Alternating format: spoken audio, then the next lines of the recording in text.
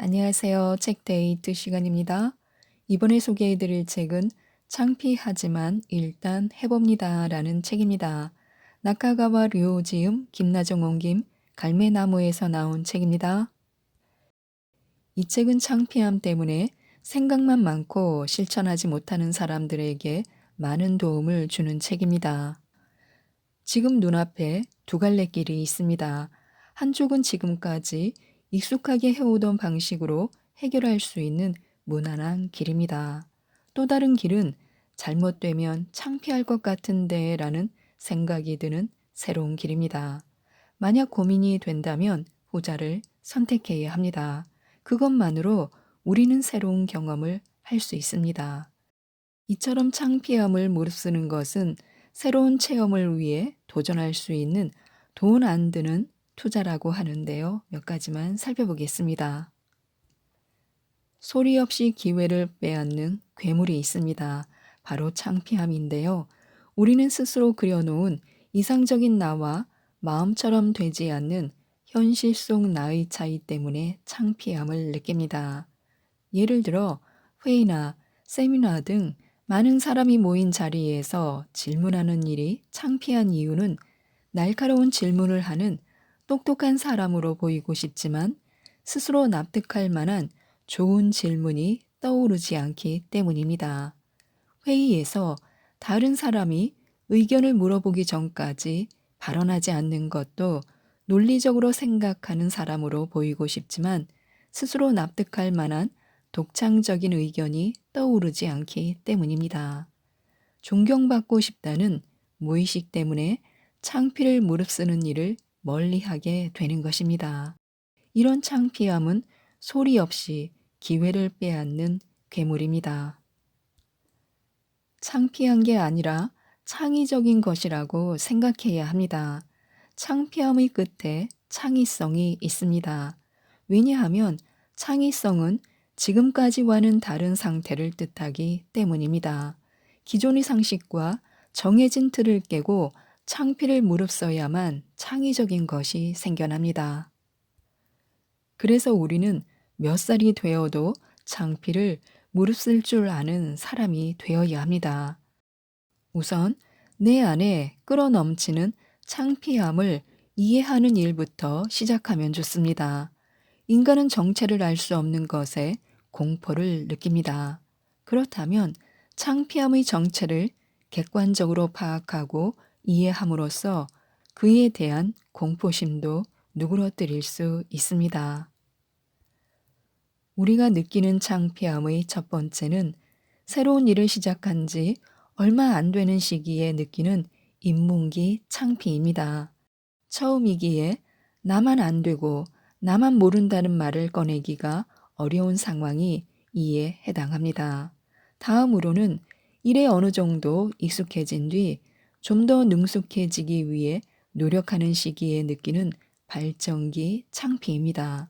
경험이 쌓인 만큼 너무 애쓰는 모습을 타인에게 보이는 게 부끄럽거나 다른 사람의 협력을 구하기가 멋쩍은 단계입니다.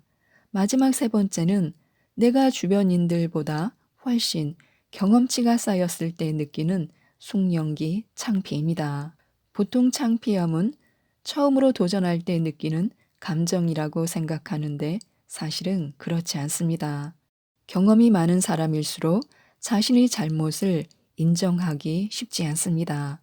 경험이 많은 사람일수록 무의식적으로 존경받기를 원하기 때문에 스스로 잘못을 인정하는 창피함을 허용하지 못할 때가 많습니다. 이제 와서 몰랐다고 할 수는 없다고 생각하는 것입니다. 그뿐만 아니라 지금까지 경험을 쌓아온 영역을 벗어나 새로운 영역에 도전하는 데에도 부끄러움을 느낍니다. 이처럼 창피하다고 느끼는 것은 젊은 세대만의 일이 아닙니다. 이제는 하나의 커리어와 기술만으로는 사회인으로 살아가기 어렵습니다. 해본 적 없는 일에도 도전해야만 하는 상황이 점점 더 늘어날 것입니다. 그 앞에서 우리를 기다리고 있는 것은 분명 창피함이라는 감정일 것입니다. 창피함을 적처럼 두려워하는가 아니면 기회의 신호로 받아들이는가에 따라 우리의 미래는 크게 달라집니다. 창피함에 대한 면역을 기르면 우리는 더 많은 일에 도전할 수 있게 됩니다.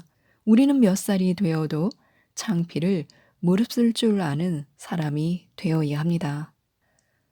변화가 필요한 시대에서 살아남아야 합니다. 하루라도 빨리 성장해서 성과를 내야 해. 사회초년생은 대부분 이런 생각을 하며 업무에 임할 것입니다.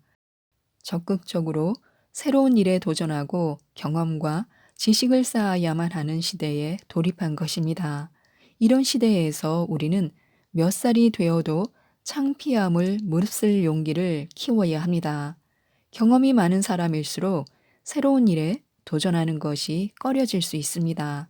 하지만 긍정적으로 생각하면 새로운 일에 도전할 구실이 생겼다고도 볼 수 있습니다. 자신의 경험과 지식을 고집하지 말고 변화를 받아들일 준비만 할 수 있다면 모든 일이 기회로 바뀔 것입니다.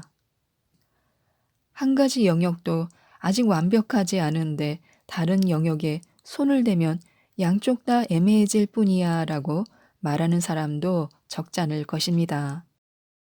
조합할 수 있는 영역이 많아질수록 특별함이 커져 그 사람의 시장 가치 또한 올라갑니다. 이러한 영역 간의 조합이야말로 비연속적이고 개별적인 축에서 일어나는 변화입니다. 즉, 한 가지 영역만을 봤을 때는 승산이 없어 보이더라도 여러 영역을 조합하면 나만이 할 수 있는 일이 됩니다. 여러 영역의 지식과 경험을 섞으면 내 강점이 됩니다. 기다리는 자에게 언젠가는 절대 오지 않습니다. 기회는 누구에게나 공평하게 주어지지 않습니다. 열심히 하고 있으면 언젠가 알아주겠지라고 생각해도 그 언젠가는 오지 않습니다. 왜냐하면 내가 기회를 기다리는 동안 다른 사람은 스스로 찾아 나서 기회를 먼저 손에 넣기 때문입니다. 결국 어디에 있든 기회를 잡는 것은 자신이 어떻게 하느냐에 달려 있습니다.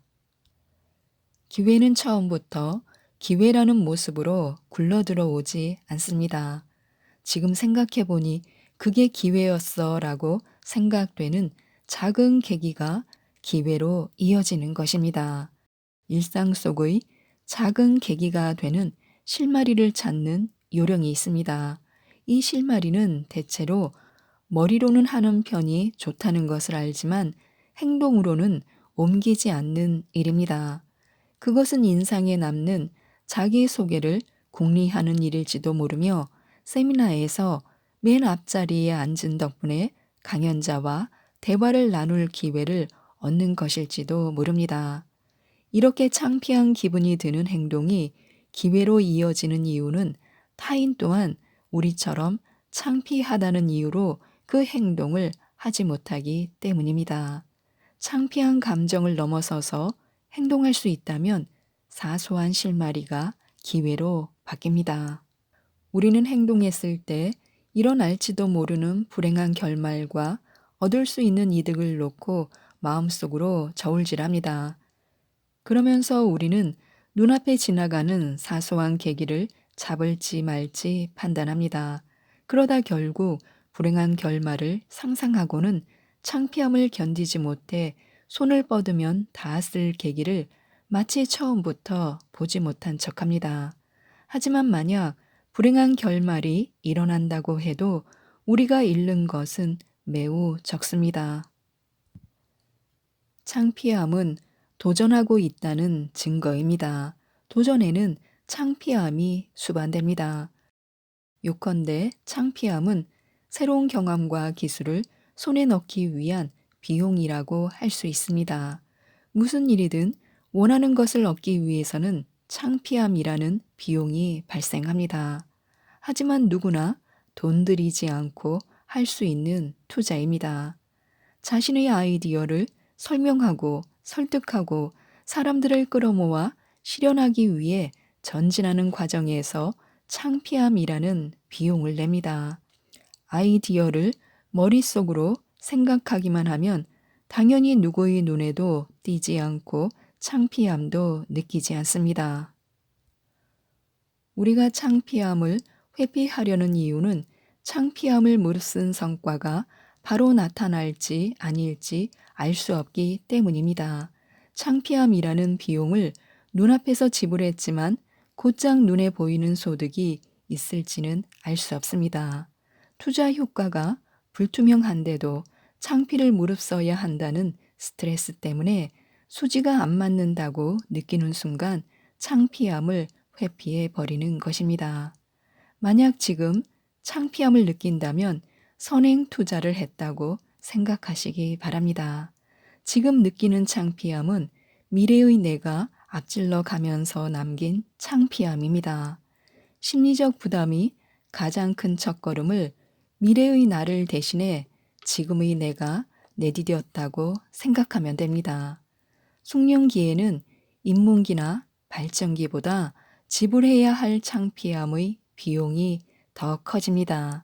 창피함도 미리미리 투자하는 편이 나중에 더 유리합니다. 사람은 창피함에 면역이 생깁니다.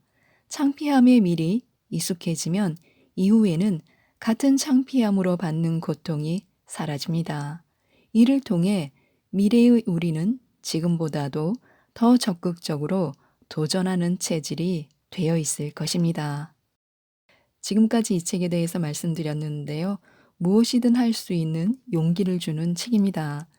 이러려고 시작한 건 아닌데 더 잘할 수 있을 줄 알았는데 하면서 많은 사람이 이런 후회를 안고 살아갑니다. 이 책 창피하지만 일단 해봅니다를 꼭 한번 읽어보시고 창피한 마음을 미래가 보내는 성공의 신호로 받아들여 모든 분들이 성공하셨으면 좋겠습니다. 이상 책데이트였습니다. 감사합니다.